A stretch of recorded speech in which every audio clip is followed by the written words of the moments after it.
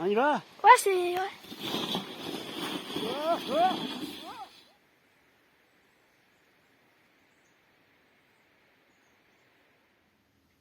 Le courant arrive du panneau directement dans le régulateur solaire.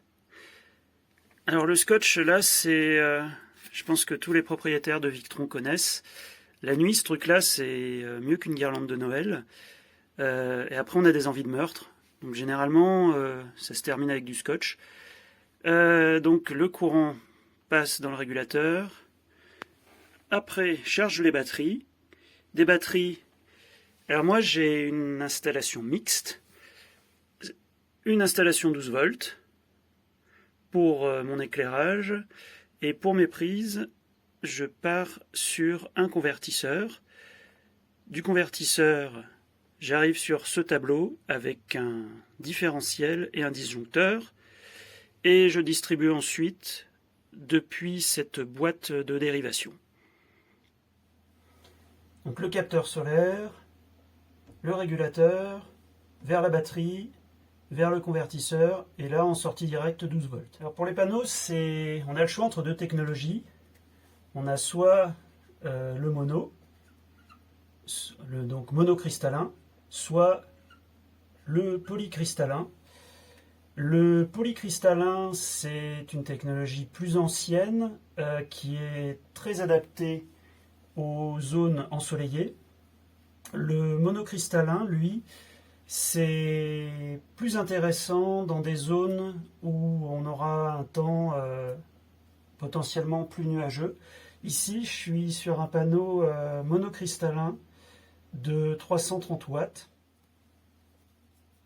Donc le courant arrive au régulateur. On a deux technologies en régulateur. Le PWM, qui est une ancienne technologie. C'est simple, c'est robuste, mais c'est pas très performant. Et le MPPT.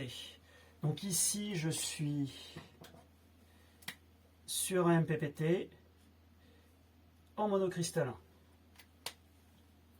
C'est important quand on fait la liaison entre le panneau solaire et le régulateur d'avoir le câble le plus court possible pour éviter les pertes et la plus grosse section possible toujours pour éviter les pertes.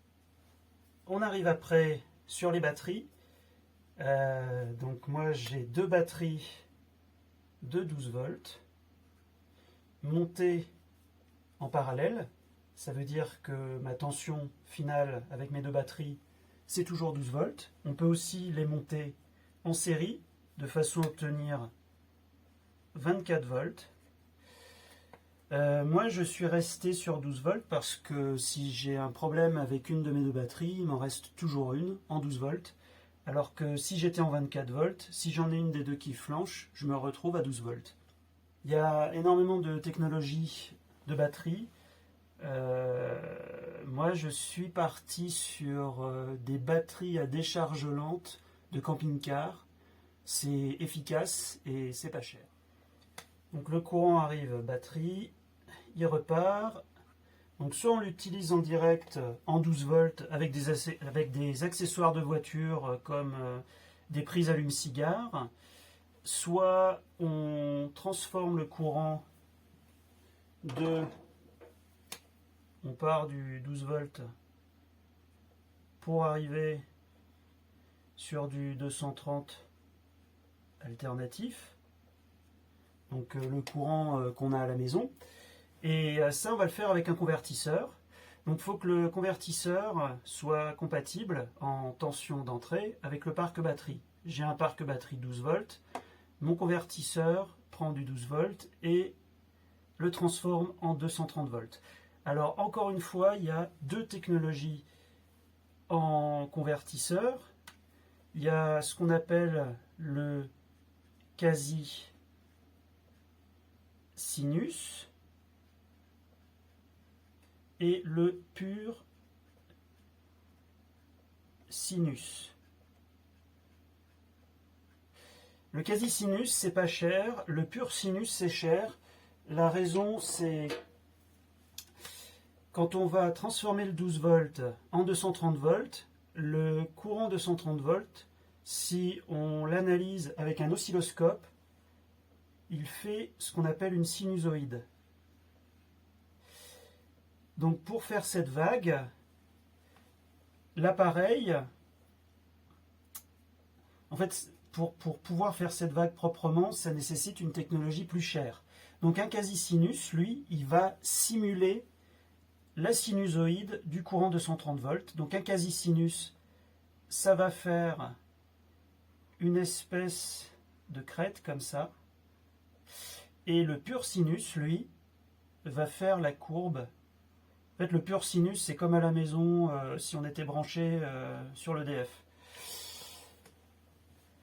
L'intérêt d'avoir un pur sinus, c'est que certains appareils n'acceptent pas une courbe quasi-sinus. Ils ont besoin d'un courant qui soit le plus propre possible. Un détail qui a son importance lors du branchement de l'installation. On commence en numéro 1 avec la batterie. On connecte la batterie au régulateur. Et en dernier, on connecte le panneau solaire. Et ce qu'il faut faire, c'est mettre une bâche sur le panneau solaire, surtout si on a du soleil, parce que sinon, vu qu'il génère du courant, il va faire des arcs électriques au moment où on va le brancher au bornier. Pour débrancher, on fait la même chose à l'envers. Au niveau des capacités batterie, donc ici j'ai deux batteries de 12 volts de 110 ampères chacune, pour un total de 220 ampères. Il y a quelque chose qui est important de comprendre avec les batteries et leur durée de vie. Admettons que tous les jours, je mange, enfin je recharge et je mange en gros pendant la nuit 30%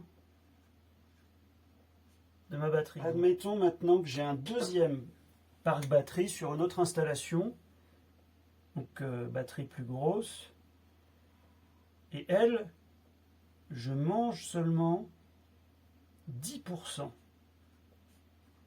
Et toujours je recharge pendant la journée.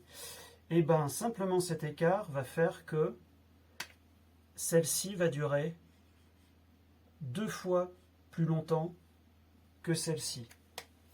Donc ce qui importe, c'est de pouvoir avoir des batteries suffisamment grosses pour pas beaucoup taper dedans quand on en a besoin et qu'elles se rechargent vite. Moins on va descendre dans la batterie, plus elle va durer longtemps. Par contre, si les batteries sont trop grosses par rapport au capteur solaire, on n'aura pas de quoi les charger. Donc c'est important en fait de dimensionner correctement la batterie. Une astuce au niveau pour comprendre au moment où on va choisir son régulateur solaire et ses panneaux. L'avantage de la technologie MPPT, c'est que si on a un parc batterie par exemple en 12 volts, on n'est pas obligé d'acheter des panneaux 12 volts. Ici j'ai un panneau 39 volts pour un parc batterie 12 volts. C'est intéressant. Alors, si on a, là ici j'ai qu'un panneau donc c'est très facile. Si on a plusieurs panneaux, on a le choix entre un montage en dérivation où on conserve toujours le même voltage ou en série où on va additionner les voltages. Si les panneaux ont un voltage relativement bas, c'est plus intéressant de les monter en série. Si, comme ici, le voltage est suffisamment haut, autant les monter en dérivation. Donc, pour choisir le régulateur MPPT, alors ici j'ai un panneau, alors j'ai un seul panneau.